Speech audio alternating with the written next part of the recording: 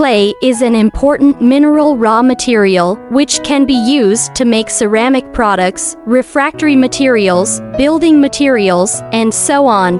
The screw-feeding device of the clay ball press is driven by the electromagnetic speed regulating motor, rotated by the belt pulley and worm reducer, and the pressed material is forced to press the main inlet.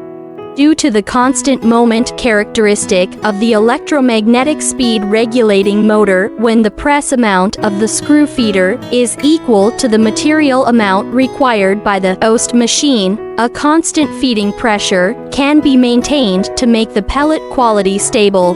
If the feeding amount is too large, the current of the feeding device is overloaded. If the feeding amount is too small, the ball will not be formed. Therefore, skilled operation skills are an important condition to ensure the normal work of clay ball press.